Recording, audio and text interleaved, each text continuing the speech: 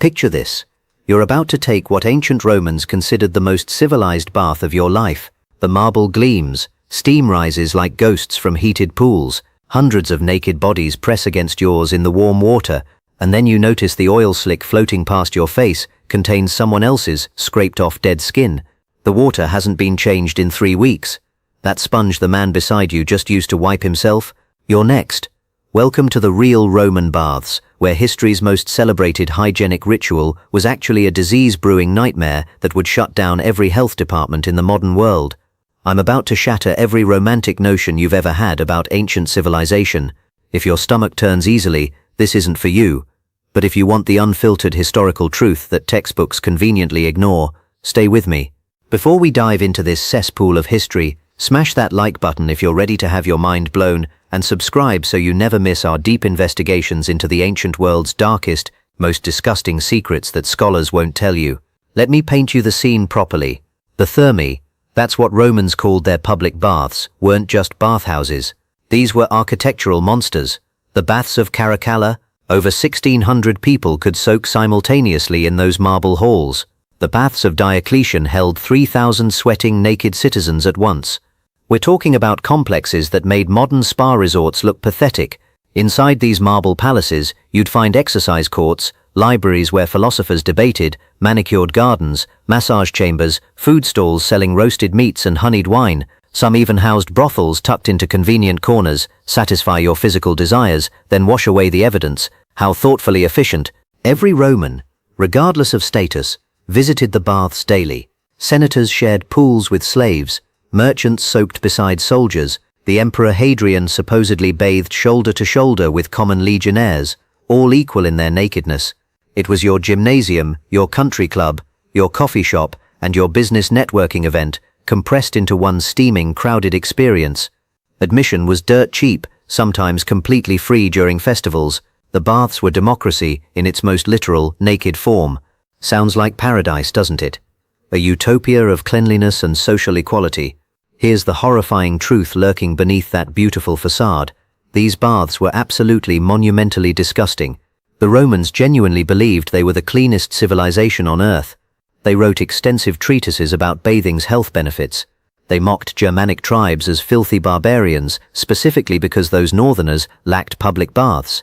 Roman writers constantly praised their bathing culture as proof of their superiority over unwashed foreigners. But there was something crucial the Romans didn't understand yet. Something that wouldn't be discovered for another 1,500 years. Germs. They had zero concept of bacteria. Viruses were invisible demons they couldn't imagine. Microscopic parasites, completely outside their comprehension. They couldn't see what actually lived and multiplied in those warm, body-filled waters. And trust me when I say there was an entire ecosystem thriving in there, none of it good for human health. So while Romans strutted around convinced they were hygiene's champions, they were actually marinating their bodies in a biological disaster zone that would make modern epidemiologists scream. Let's walk through a typical bath experience. You'd arrive at the massive entrance and pay your fee, usually just a quadrans, the smallest Roman coin. Sometimes free if a politician wanted votes, or an emperor wanted popularity. You'd strip completely naked in the apoditerium, the changing room, and stuff your clothes into an open cubbyhole. No locks, no security. Theft was epidemic in these places, but Romans just accepted that risk. Then came the oil. Oh gods, the oil. You'd drench yourself in olive oil, coating every inch of your skin in a thick, greasy layer. Why? Because Romans didn't use soap. They knew soap existed. Those barbaric Gauls and Germans used it, but Romans considered soap uncivilized. They believed oil was the sophisticated way to achieve cleanliness. Here's how this grotesque process worked. You'd slather yourself in oil, then exercise vigorously or sit in the steam room until you were drenched in sweat. All that perspiration, accumulated dirt, dead skin cells, and bodily grime would mix with the oil into a disgusting paste coating your entire body. Then, and this is where it gets truly revolting, you'd scrape it all off using a curved metal blade called a strigil. Imagine a dull spatula dragging across your oily, sweaty flesh, collecting all that filth into little rolls of human debris. Where did that debris go? Directly into the communal bath water, the same water hundreds of other people were sitting in, the same water you'd be soaking in next. If you were wealthy, you had a slave perform this scraping service. Imagine being that slave. Your entire job description: scrape congealed body filth off naked aristocrats all day, every day. But it gets so much worse. Let's talk about the water itself. The water arrived through aqueducts. That part was genuinely impressive Roman engineering. It was heated by hypercausts, underground furnaces that circulated hot air beneath the floors and through the walls. You'd move through different temperature rooms like a circuit: the tepidarium for warm water, the caldarium for hot water, the frigidarium for a cold plunge. It was essentially an ancient sauna rotation. Here's the nightmare. That water was almost never completely drained and replaced. Some baths went weeks without a full water change, a few went months.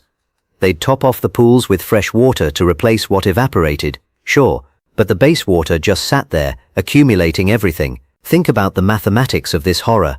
Hundreds of people daily, all that scraped off oil and skin, all that sweat and bodily secretions, no filtration system whatsoever, minimal water replacement. Archaeological evidence from Pompeii and Herculaneum shows bath water became genuinely stagnant. One scientific study analyzing ancient pipes discovered biofilm buildup, proving water sat long enough for complete microbial ecosystems to develop and flourish. We're talking about water that was basically primordial ooze by any modern standard. A bacterial soup so rich and diverse it could have been its own independent civilization. And here's a delightful detail about temperature. These baths were thermally inconsistent and often dangerous.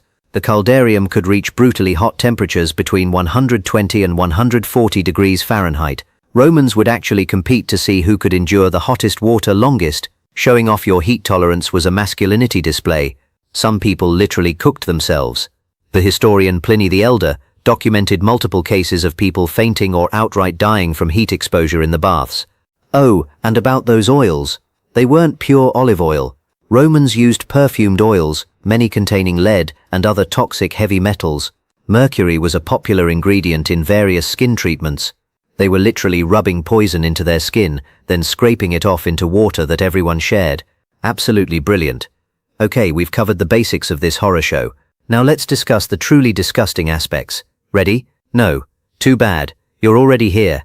First, let's talk about toilets. Roman public baths usually featured attached latrines, communal toilets where dozens of people would sit side by side on long marble benches with holes cut in them, doing their business together while chatting casually about politics or gladiator matches. Romans thought this was perfectly normal, even pleasant social behavior.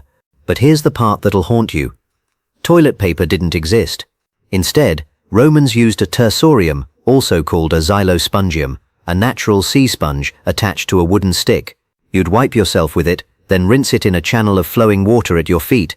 That same sponge on a stick was shared, communal. Multiple people used the identical sponge throughout the day. Sure, you rinsed it between uses in that water channel, but that rinse water, it often came from channels directly connected to the bath complex's water circulation system. There are documented architectural cases where these toilet channels flowed directly back into the bath's water supply. Let that mental image crystallize. You could be soaking peacefully in the frigidarium while toilet rinse water from dozens of people's shared butt sponges was flowing somewhere in your general aquatic vicinity. Romans called this efficient water management. We'd call it grounds for immediate quarantine. Speaking of waste management, let's discuss urine. Romans collected pee. Systematically. There were public urinals where full ones, ancient dry cleaners would harvest urine to clean clothes. Why? Because urine contains ammonia, which functions as both a detergent and bleaching agent. This was such profitable business that Emperor Vespasian imposed a tax on urine collection.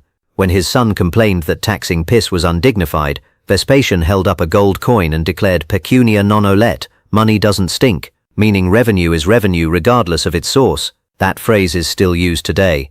But guess where else urine ended up? Correct. The baths. People urinated in the pools constantly. The writer Martial complained about it extensively in his poetry. One poem roughly translates to, "You avoid the bathhouse because you know full well people piss in the water." Romans even believed urine possessed medicinal properties, so some people deliberately urinated in the water thinking it promoted health. Imagine that logic. Now let's discuss the microscopic horrors that Romans couldn't see but definitely infected them. Modern archaeological studies of Roman sewage and latrine sites have uncovered evidence of parasites that would make your skin attempt to leave your body. Roundworms, tapeworms, whipworms, liver flukes. These parasites were everywhere. One study of a Roman cesspit in York, England, discovered eggs from fish tapeworm, which humans contract from consuming raw or undercooked fish. And guess what? Some Roman bathhouses had live fish swimming in the pools, partially as decoration, but also because Romans believed fish would nibble dead skin off your feet, like ancient pedicure services. Those fish were potential parasite carriers, swimming in the same water where you soaked your open pores. That's not even addressing the lice situation. Changing rooms were absolutely infested with lice, bedbugs and fleas. Multiple Roman writers documented this nightmare. Martial wrote about fleas jumping like acrobats throughout the bathhouse. Another writer described lice marching in formation across the benches where people left their clothes. Also consider this. You had 3 temperature options: cold, warm and hot. The warm water was maintained at the perfect temperature for explosive bacterial growth. Warm enough to be comfortable, but not hot enough to kill anything. Staphylococcus, streptococcus, and countless other nasty bacteria absolutely thrived in those conditions. Skin infections were epidemic. Athlete's foot is named after athletes, but Romans had the original version, bathhouse foot. Eye infections spread through these facilities like wildfire. Trachoma, a bacterial eye infection that can cause permanent blindness, was endemic throughout Rome. The historian Cassius Dio recorded that multiple emperors suffered chronic eye problems likely contracted at public baths, and sexually transmitted infections. They spread through bathhouses at epidemic rates. Syphilis, gonorrhea. These diseases found perfect transmission environments in the warm communal waters. Some bathhouses were basically disease incubators, decorated with expensive marble columns and mosaics. Here's where the history gets even darker. Roman baths weren't always safe spaces socially either. Assault occurred regularly, particularly against slaves and lower-class citizens who couldn't defend themselves. Some emperors, I'm looking at you Tiberius, reportedly used bathhouses for truly depraved purposes. I won't detail here. Violence happened frequently. People got robbed, assaulted, sometimes murdered in bathhouses. The changing rooms were prime theft locations since everyone was naked and distracted. The philosopher Seneca, who unfortunately lived in an apartment above a bathhouse, complained endlessly in his letters about the noise, people screaming, fighting, getting aggressive massages, having their armpit hair plucked out. Yes, that was an offered service, generally creating absolute chaos. So what were the actual health consequences of this culture? Let's examine the historical evidence. Public baths were perfect disease vectors. Typhoid, dysentery, cholera, all waterborne diseases that spread rapidly in these conditions.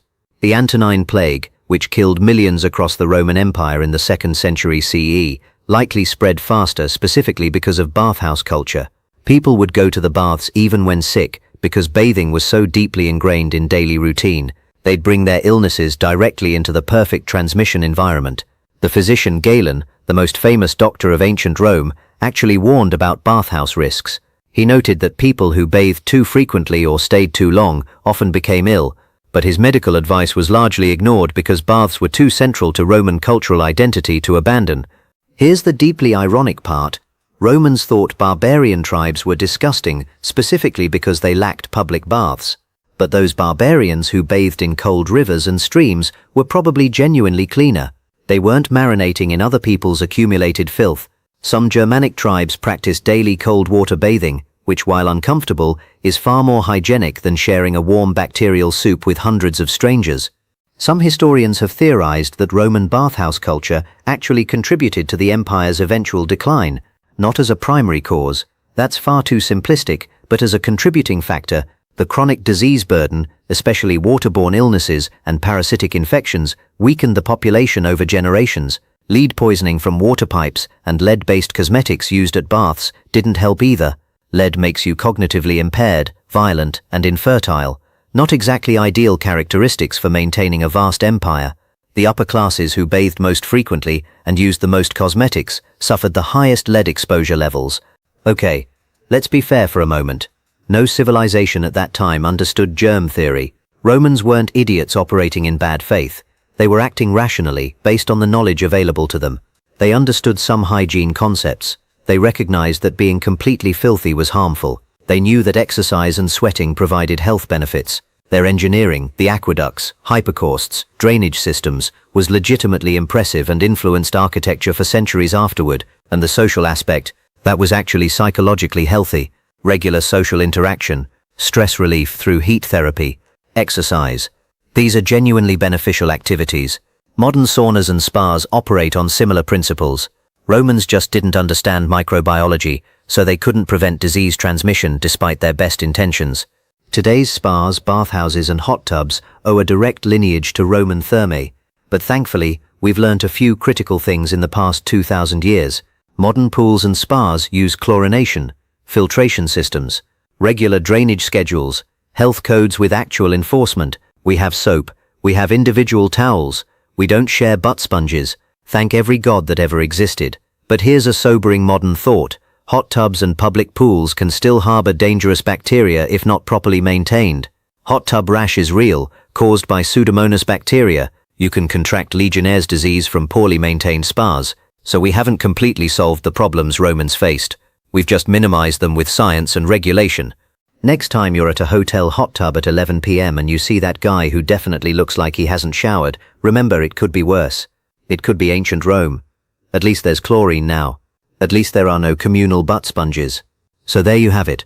The disgusting, fascinating, absolutely revolting truth about ancient Roman public baths. These weren't just places to get clean. They were massive social experiments in how not to manage public health. But here's the important thing. We should maintain perspective. Romans didn't know any better. They were doing the best they could with their available knowledge. The real lesson? We probably have our own blind spots today.